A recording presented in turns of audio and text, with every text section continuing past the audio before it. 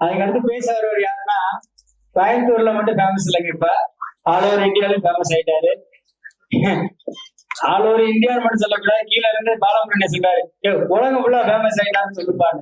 உண்மையாவே இப்ப ஃபேமஸ் ஆகல, அவர் ரொம்ப வருஷத்துக்கு முன்னாடியே ஃபேமஸ் ஆயிட்டாரு. என்ன காரணம்னா, பேலன்ஸ் தியரி அப்படின்ற ஒரு விஷயத்த ரொம்ப அழகா கொடுக்கக்கூடிய ஒரு நபர். பங்கு சந்தை ஏறுமா இறங்குமா, தங்கம் ஏறுமா இறங்குமா, நீ எதுல காசு போட்டா ஜெயிப்ப, எதுல போடலைன்னா தோத்துரு, இந்த மாதிரி நிறைய விஷயங்களை ரொம்ப அழகா அற்புதமா கொடுக்கக்கூடிய ஒரு நபர். பேர்லயே பாத்தீங்கன்னா செவ்வாயினுடைய ஆதிக்கம் இருக்கும். ரொம்ப ஆனஸ்டா பேசக்கூடிய ஒரு நபர், உண்மையை உள்ளபடி சொல்லக்கூடியவர். பேஸ்புக்ல வந்து அவர் தான் இன்னைக்கு ட்ரெண்டிங்ல இருப்பார். எப்பவுமே தப்பு எங்க நடந்தாலும் உடனே தட்டி கேட்கக்கூடிய ஒரு நபர்னு சொல்லலாம். இல்ல கண்டிப்பாக சரவண சோமசுந்தரன் ஐயா அவர்கள் இப்ப பேச இருக்கிறார். வணக்கம், எல்லாத்துக்கும் வணக்கம். நானும் எங்க வீட்டுல நேத்து பேசிட்டு இருந்தோம், அந்த புக்கை பத்தி பேசிட்டு இருந்தோம். பாருங்களேன், என்ன போல் வாழ்வு எனக்கும் மாரிமுத்துவுக்கும். நாங்க கிட்டத்தட்ட 20 வருஷமா நாங்க பழகிருக்கோம், ஒன்னா படிச்சிருக்கோம். பாருங்க, புக்கரை கொடுத்து கொடுக்காரு. ரொம்ப ரொம்ப நன்றி. எங்க குடும்ப சார்பாகவும் சங்க சார்பாகவும் அவருக்கு நன்றிகள். சரவண சோமசுந்தரன் அவர்கள் பேசுறது 2 இட்லி கொஞ்சம் கெட்டி சட்னியோட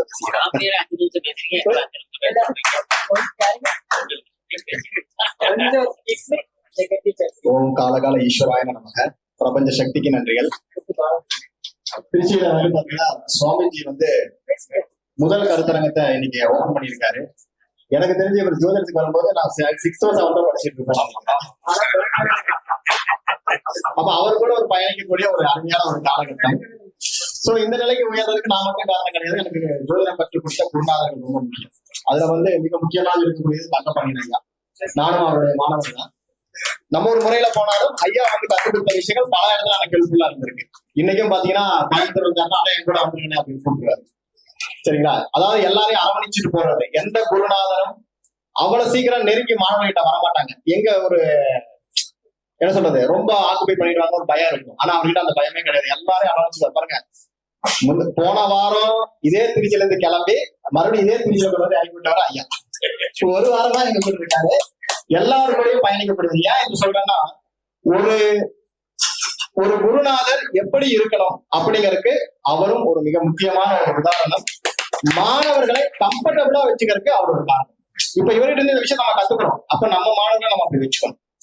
அதனால அந்த குருநாதர்களை வணங்கி, அப்புறம் எங்களுக்கெல்லாம் முன்னோடியாக இருக்கக்கூடிய ஐயா நம்மளுடைய சுவாமி ஐயா அவர்கள், பொன்னையா சுவாமின்னு சொன்னா, காலகிருஷ்ண தத்துவம் சொன்னா தெரியாத ஆட்களே கிடையாது. ஒரு காலத்துல ஒரு ஸ்பீச்சுக்கு நாங்க தவறு இருந்த காலகட்டங்கள் எல்லாம் உண்டு. தேடி தேடி போவோம். எங்க பார்த்தாலும் மனசார ஆசீர்வாதம் பண்ணக்கூடிய இன்னொரு ஆத்மா எனக்கு அவரு. சோ என்ன நல்லா வரணும்னு சொல்லி பல முறை வாழ்த்திருக்காரு. இன்னைக்கு அவர் கூட இந்த இடத்துல நிக்கிறனா அவருடைய ஆசீர்வாதமே ஒரு காரணம். சோ அவர்களையும் மற்றும் ஜோதிட ஜாம்பவான்களையும் வணங்கி ஒரு சின்ன ஒரு விஷயத்த மட்டும் கொடுக்குறேன். ரொம்ப பெருசா எல்லாம் கிடையாது. ஏன்னா நிறைய ஜோதிடம் அப்படிங்கிறது வந்து பாத்தீங்கன்னா இந்த எப்படின்னா, யார் எப்படி பாக்குறாங்க அப்படி அவங்களுக்கு வழி விட்டுரும். அதாவது கிருஷ்ணர் சொன்னாராமா, யாரு துரியோதனை கூப்பிட்டு நீ வெளியே போய் ஒரு நல்லவனை கூட்டிட்டு வா அப்படின்னா, கூட்டிட்டு வான்னு சொன்னா அவனுக்கு எவனுமே நல்லவனா காட்டல.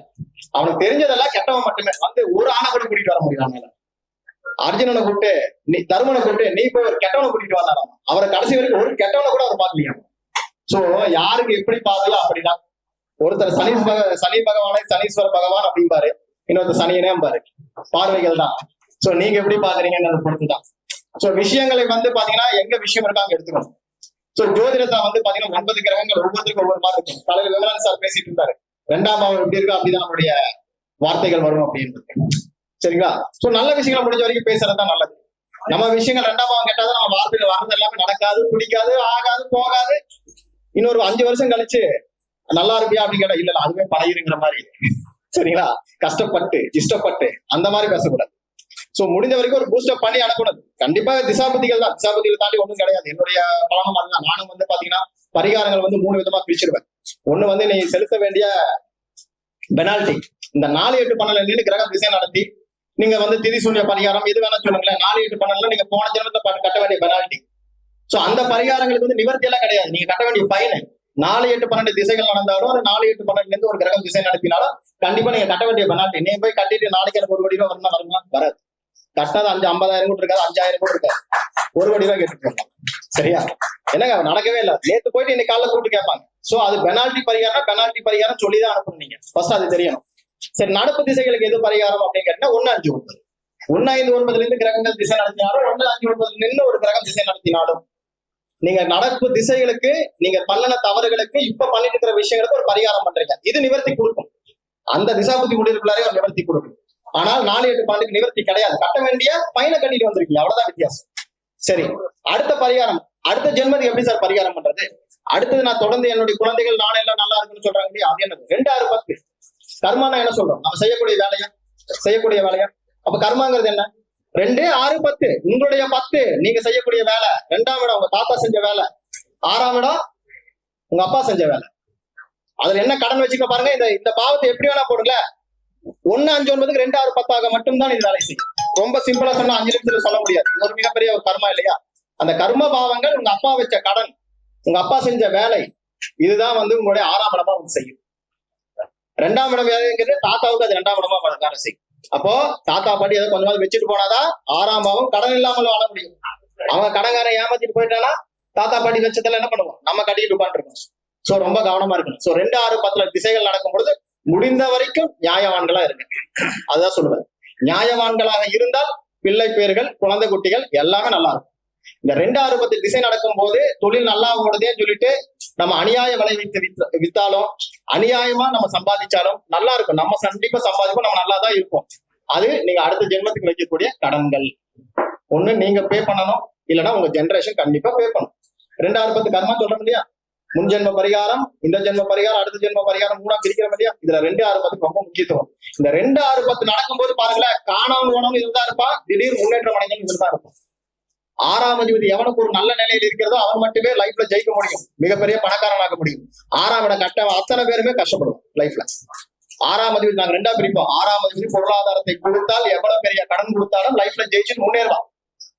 6ஆம் அதிபதி பொருளாதாரத்தை கொடுக்காமல் உங்களுக்கு உயிர்காரகமாக வேலை செஞ்சுட்டா நீங்க இந்த ஜென்மம் முடியறதுக்குள்ள கடங்காம ஆகணுங்கிறது ரூல் மாறவே மாறாது. நீங்க எழுதி வச்சு.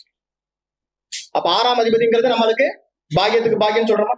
9க்கு 9 சரி, 10க்கு 9 தொழில் செய்பாவத்துக்கு 9ஆம் இடம் பாக்கியஸ்தான். அது கெட்டு போச்சு என்ன பண்ணுவீங்க? தொழில நடக்குமா? நடக்காது. அப்ப கடன் தான். அவர் உட்கார்ந்துட்டு தான் இருக்க வேண்டியதுதான். அப்புறம் எந்த கோயிலுக்கு போறது, எந்த பரிகாரம் பண்றது அப்படிங்கிறது சொல்லிட்டு தான் இருக்கும். காலையில விமலன் சார் பேசலாம், எந்த மாதிரி கேட்டீங்க 9ஆம் அதிபதி லக்னத்துல. புரியுதுங்களா? அவர் கோயிலுக்கே போகல, நான் நல்லா இருக்கேன்னாரு. முன்னோர்கள் பண்ணிட்டு போயிட்டாங்க நல்ல விஷயங்கள், அதனால அவர் அனுபவிக்கிறார். அப்ப நம்ம ஏதாவது பண்ணணும் இல்ல? அப்போ நம்ம ஜாதக ரீதியாக நம்ம விஷயங்களை நம்ம கரெக்டா ஃபாலோ பண்ணணும். 2, 6, 10 நடக்கும்போது அநியாயமா எந்த ஒரு விஷயத்தையும் செய்யக்கூடாது. பாருங்க, தொழில் ஒரு விஷயத்த நம்ம பண்ணிட்டே இருக்கோம். தொழில் பண்ணும்போது எப்பவுமே ரொம்ப முக்கியமா 2 விஷயம் நம்ம கடைபிடிக்கணும். வாங்கின காசுக்கு வஞ்சகம் இல்லாம பலன் சொல்லியிருக்கோம். 1. 2வது விஷயம், முடியலாம் திருப்பி கொடுக்கணும். காசை வாங்கிட்டு அவனுக்கு 2 பலனை சொல்லிட்டு நிறுத்தக்கூடாது. அவன் எனக்கு போதுங்க சொன்னது திருப்திங்கிற வரைக்கும் நீங்க டைம் சொன்னீங்கன்னா கண்டிப்பா உங்களுக்கு கர்மா வராது. நீங்க தப்பா கூட சொல்லுங்க, செஞ்ச வேலைக்கு காசு வந்துருச்சு, வேலையை கரெக்டாக முடிக்கங்க. அதுதான் மேட்டர். சரிங்களா? சரி, இந்த ஜோதிடத்துல இந்த உயிர்காரகம், பொருள்காரகம் அப்படின்னு 2 விஷயம் நம்ம சொல்லிக்கிட்டே இருப்போம். இந்த உயிர்காரகங்கள், பொருள்காரகம் உங்க லைஃப்ல பாத்தீங்கன்னா ஒரு கிரகத்துக்கு 2 எண்டு இருக்கு. நான் சொன்னதுங்களா காலையில தர்மர் இப்ப சொன்ன பாத்தீங்களா, தர்மர் போகும்போது கெட்டவனே கண்ணுக்கு தெரியல, துரியோதனம் போகும்போது நல்லவனே கண்ணுக்கு தெரியல. ஒரு கிரகத்துக்கு அதே போல 2 முகங்கள் உண்டு எப்பவுமே. நல்லவனும் அவனே, கெட்டவனும் அவனே. எந்த கிரகம் உங்களை தூக்கடிக்குதோ அதுக்கு நேர் எதிர்பார்க்கக்கூடிய கிரகம் உங்களை ஜெயிக்க வைக்கும். குருக்கு எடுத்தால் புதன் கொடுக்கும், சனிக்கு எடுத்தால் குரு கொடுப்பார், குருக்கு எடுத்தால் ராகு கொடுப்பார், ராகு கொடுத்தால் கேது கொடுப்பார். இதெல்லாம் ஒரு சைக்கிள் லிங்க். இந்த சைக்கிள் லிங்க்குள்ள போய் சிக்கிட்டீங்கன்னு வச்சுக்கோங்களேன், எல்லா திசையும் நல்லா இருக்கிற மாதிரியே தெரியும். நம்ம ஜாதகம் பார்க்கக்கூடிய மெத்தேடு தான். ஆனால் ஒரு திசைக்கும் இன்னொரு திசைக்கும் ஒரு செயின் லிங்க் ஓடிட்டே இருக்கும். அந்த லிங்கை மட்டும் பிடிச்சினா ஜோதிடம் எழுதி. அது இந்த உயிர்காரகம், பொருள்காரகத்துல சூப்பரான அது வேலை செய்யும். அது இரட்டைப்பட ராசியில் ஒரு கிரகம் இருந்தால் கண்டிப்பாக பொருளாதாரமாக வேலை செய்யும். ஒற்றைப்படையில் இருந்தால் உயிராக வேலை செய்யும். இது மாறாதாலும் மாறும். அதுக்கு சில ரூல்ஸ் எல்லாம் இருக்கு, அது பாடங்களா படிச்சுக்கலாம். சரிங்களா? இப்ப பாருங்க, சனீஸ்வர பகவான கால நம்ம சனியனே அப்படின்னு சொல்றோம். சனியனே என்ன சொல்றோம்? சனினால கெட்டவன் எடுக்கிறீங்க. சனி நல்லவன் ஒண்ணுமே இல்லையா? சனினா என்ன சொல்றோம்? அழுக்கு, சனினா முடவன், சனினா சோம்பேறி, சனினா பிச்சைக்காரன், இப்படி எல்லாமே சொல்றோம். சரி, சனினா தொழிலதிபர் ஒண்ணு இருக்குல்ல, சனினா நீதிமான் ஒண்ணு இருக்குல்ல, அவன்தான் பொய் சொல்றான், அவனே நீதிமானவன் இருக்கா? எப்படி இது எப்படி பிரிக்கிறது உங்க ஜாதகத்துல? சனினா பிச்சைக்காரன்றான், அவனே தொழிலதிபர்ன்றான். தொழில்காரன் யாருங்க? சனிதானே. அப்போ உங்க ஜாதகத்தில் 10ஆம் அதிபதியோ சனியோ பொருளாதார காரகத்தில் இருந்தால் நீங்க நல்லவன். சனி வந்து நல்லவன், அவன் பொருளாதாரத்தை ஈட்டுறதுக்கும் சுத்தமா தன்னை வச்சுக்குவான். இதே சனி ஒற்றைப்படை ராசியில இருக்கும், அத்தனை பேர் தொழிலுக்கு கஷ்டப்பட்டு தான் மேல வரும். ஒரு தொழில் அவுட்டு, 2வது தொழில் இருப்பான். ஒற்றைப்படை ராசியில யாருக்கெல்லாம் சனி இருக்குன்னு பாத்துங்க. ஒரு தொழில் அவுட் ஆகிதான் அடுத்த தொழில ஜெயிப்பான். இரட்டைப்படை ராசியில் இருக்கவன் முதல் தொழில் பண்ணாலும் 2வது தொழில் பண்ணாலும் முதல் தொழில் பண்ணது விடவே மாட்டான். அவன் அதுலதான் ஜெயிப்பான், தோத்தாலும் அதுலதான் ஜெயிப்பான். ஏன்னா சனி அப்படிங்கிறது பொருளாதார காரகமாக வேலை செய்தால் அதனுடைய பாசிட்டிவான பாயிண்ட்ஸ் மட்டுமே பாருங்க. அவன் வேலை கெட்டவெல்லாம் கிடையாது. சனி பார்த்தா நம்ம என்ன சொல்றோம், 2ஆம் தேதி பார்த்தா நம்ம என்ன சொல்றோம், பொய் சொல்லுவான்னு சொல்றோமா? 2ஆம் இடத்துல இருந்தா சனி இருந்தா குடும்பம் கெட்டு போச்சு சொல்றோமா? அது பொருளாதாரமாக இருந்தால் கெடாது, நல்லா வச்சுக்கோ. பொருளாதாரத்தை பெருக்கிக் கொண்டே இருக்கும். சனி கொடுக்க எவர் கெடுப்பார்? சனி பெருக்குன்னு சொல்றீங்களா இல்லையா? அப்ப சனி குறைக்கணும்னா சனியை தான் நம்ம என்ன சொல்றோம், சுருக்கம்னு பேசுவோம். சனினா அது கஞ்சன் சொல்றோம். கஞ்சன் எப்படி ஆவாரு? சனி உயிர்காரகமாக வேலை செய்தல் கஞ்சன். அப்ப இது உயிர் பாவமா பொருள் பாவமா பிரிச்சு பலன்னு சொல்லணும். சனி திசை எல்லாத்தையும் காப்பாத்திருமா? காப்பாத்தாது. சனி திசை எல்லாத்தையும் காப்பாத்தாது. எல்லாத்தையும் கெடுத்துமா? கெடுக்காது. இரட்டைப்பட ராசி சனி இருக்கான்னு பாத்துங்க, கண்டிப்பா தொழில ஜெயிப்பீங்க சார். அது எப்பங்கிறது மட்டும் கொஞ்சம் ஜாதக ரீதியா நீங்க கடிச்சுக்கணும். அப்போ இது பாவங்களையும் காரகங்களையும் புரிந்து கொள்ள முடியாம ஜோதிடத்துல என்றோட ஆக முடியாது. அப்ப காரகங்களையும் பாவங்களையும் இணைத்து பலன் சொல்லலாம் மட்டும்தான் ஜெயிக்க முடியும். அப்ப சனி என்னவா இருக்காரு பாத்துங்க. அவர் சோம்பேறியா இருக்காரா, அல்ல வந்து உங்களுக்கு தொழிலதிபரா இருக்காரான்னு தெரியாம சனி திசை வந்துருச்சே அப்படின்னு சொல்லிட்டு பேசக்கூடாது. பொதுவாக வந்து சனி வந்து ரொம்ப ரொம்ப நல்ல கிரகங்கள். சில பேருக்கு அது கெடுதல் செய்யும், இல்லன்னு சொல்லல. இப்போ மேஷ லக்னத்துக்கு அத்தனை பேருக்கும் பாதகாதிபதி, எல்லாருமே கெட்டு போயிட்டாங்களா சனி திசையில? இல்ல. சரி, அதே மேஷ லக்னத்துக்கு குரு அப்படிங்கிற யாருங்க பாக்கியாதிபதி, அந்த திசையில எல்லாருமே நல்லா இருந்துட்டாங்களா? இல்ல. ஏன்னா இது எங்க இருக்குன்னு கேட்டீங்கன்னா அதோட இன்னொரு முகத்துல இருக்கான்னு பாத்துக்கணும். உயிர் காரகமா பொருள் காரகமான்னு பாருங்க. பொருள் காரகம் வெற்றியடைய வைக்கும். உயிர் காரகங்கள் உங்களுடைய உயிர் உறவுகளுக்கும் மற்ற விஷயங்கள் சப்போர்ட் பண்ண தவிர வெளி உலகத்துல நீங்க ஜெயிக்க முடியாது. ஜாதகத்துல 2 விஷயம் இருக்கு இல்லையா, அகக்காரகம் பொருள் காரகம் 2 விஷயம் இருக்கு இல்லையா. வெளியே ஜெயிக்கணும்னா இந்த கிரகங்கள் இரட்டைப்பட ராசியில இருக்கணும், தோக்கணும்னா ஒற்றைப்பட ராசியில இருக்கும். செக் பண்ணி பார்த்துட்டு முடிவு பண்ணிக்கங்க. இது பெரிய சப்ஜெக்ட், ரொம்ப சிம்பிளா முடிச்சுட்டேன். வாய்ப்பு கொடுத்த அத்தனை நல்ல உடலுக்கும் நன்றி கூறி விடைபெறுகிறேன். நிறைய பேர் பேச வேண்டியது இருக்கு. அதுக்கு முன்னாடி வந்து நம்ம சுவாமிஜி ஐயா அவர்களுக்கு சிறு மரியாதை கோவை ஜோதிட சங்கத்தின் சார்பாக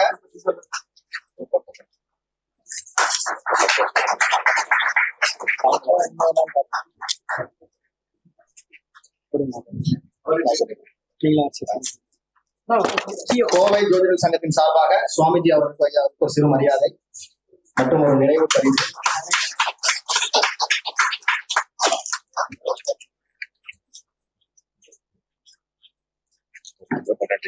அன்பு நண்பர் ஜானகிராமன் ஐயா அவர்களுக்கு ஒரு சிறு மரியாதை.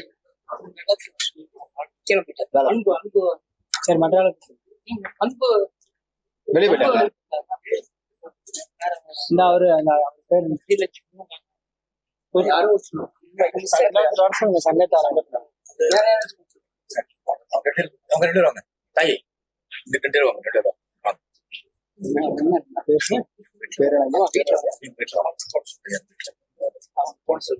சுவாமிஜி ஐயா அவர்களுடைய உறுதுணையாக இருக்கக்கூடிய அவர்களுடைய துணைவியார் அவர்களுக்கு ஒரு சில மரியாதை.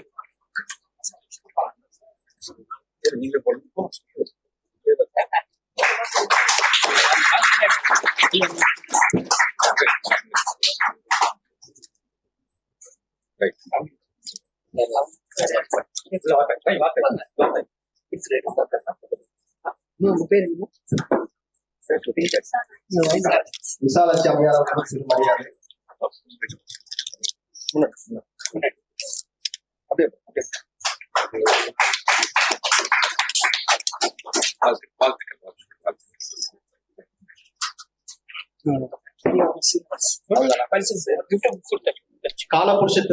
காலபுருஷ தத்துவத்தின் பிதாமகர் மதிப்பிற்குரிய பொன்னையா சுவாமி ஐயா அவர்களுக்கு ஒரு சிறு மரியாதை. நான் தான் பசி ஆகணும் உத்தமா எந்த மேடையில்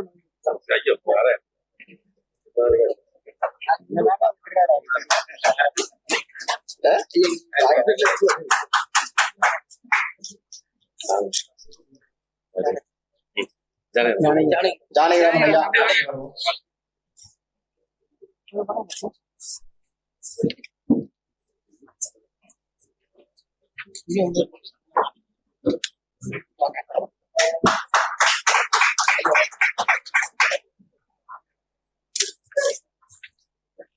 ஒரு சின்ன விஷயத்தோட நிறைவு செய்யறேன். நண்பர் பரணி பாரதி ஐயா அவர்கள் வந்து ஒரு விஷயத்த சொல்லிட்டு இருந்தாரு. எத்தனை பேர் நோட் பண்ணீங்கன்னு தெரியல. இந்த வீட்டுல வந்து வாஸ்து பாக்குற விஷயங்கள் அப்படின்னு சொல்லிட்டு பொதுவாக பாருங்க, பார்த்திபன் ஐயா வேலைக்கு வரணும்.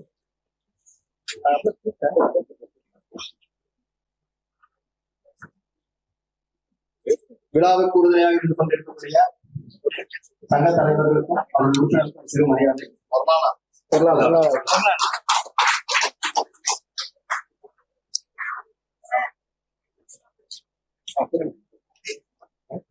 பரணி பாரதி ஐயா ஒரு விஷயம் சொன்னாங்க, நோட் பண்ணீங்களான்னு தெரியல. வீட்டுல வந்து பெண்கள் அழகவே கூடாது, அழகைக்கா வந்து நல்லா இருக்குன்னு சொல்லிட்டு இந்த வெள்ளை அடிப்போம் ஞாபகம் இருக்குல்ல? வீட்டுல வருஷத்துக்கு ஒரு தடவை போகிக்கு வெள்ளை அடிப்போம், கரெக்டா? அது எதுக்கு தெரியுங்களா? வீட்டுல நம்ம பேசின வார்த்தைகளும் எல்லாம் நெகட்டிவா அதை அப்சர்வ் பண்ணிட்டே இருக்கும். சுண்ணாம்புக்கு வந்து அப்சர்வ் பவர் அதிகம், அதனால வெள்ளை அடிச்சுட்டே இருக்கும்.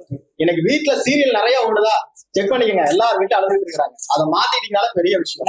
சோ அதைத்தான் அவர் சொன்னாரு. சோ வெள்ளை ரொம்ப முக்கியம், சரிங்களா? பெண்கள் அழுகக்கூடாது. நம்ம வீட்டு பெண்கள் அழுகாதையும் சரி, அழுகிற இதை பார்த்துட்டு இருக்கோம். உண்மையாவே நிறைய வீட்டுல இந்த சீரியல் இருக்கிற வீட்டால பிரச்சனைகள் இருக்குங்க. ரெகுலரா பாக்குறது குறைச்சிக்கங்க, நல்லது. இல்லைன்னா மத்தியான நேரத்துல பாருங்க, சாயந்தர நேரத்துல மகாலட்சுமி வீட்டுக்கு வரும். அப்படி வரும்போது ஐயோ போச்சே அப்படின்னா முடிஞ்சிச்சு. கொஞ்சம் கவனமா இருங்க.